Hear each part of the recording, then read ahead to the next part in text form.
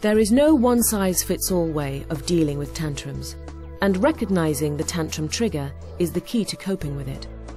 A toddler who becomes frustrated with her inability to complete a puzzle and kicks the pieces across the room, screaming, will be better calmed by you patiently helping to do what she is attempting than by taking the puzzle away and giving her time out.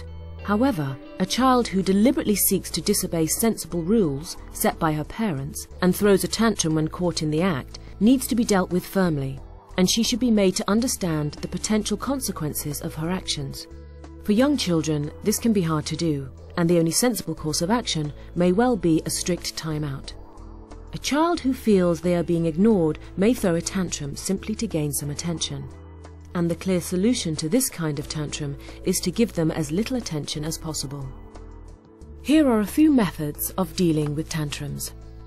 If the tantrum is the result of your child's frustration with their inability to master something or communicate her wishes, be firm when explaining that her behavior isn't acceptable, but try to find a way of supporting and encouraging her as well. Show her that, with a little patience and perseverance, she can succeed. If your child is throwing a tantrum in order to gain attention, then the most surefire way to thwart them is to pay them no attention whatsoever. Leaving the room, thereby removing their audience, will leave them pretty crestfallen. In the short term, they may up the stakes in order to try desperately to get you back, but after a few such experiences, they are likely to realize that they are not achieving their aim and try other, hopefully more pleasant, tactics instead. Time out.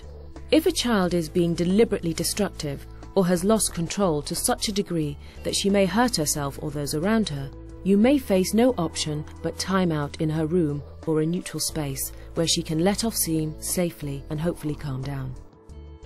Bear in mind, however, that some children find it difficult to calm down by themselves and may need an activity such as reading a story or singing a song with actions to help.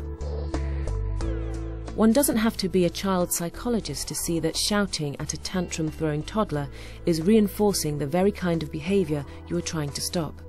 Keeping calm in the face of provocation like this will be one of the hardest tests you have to face with your child, but if you can manage it, it will pay off dividends.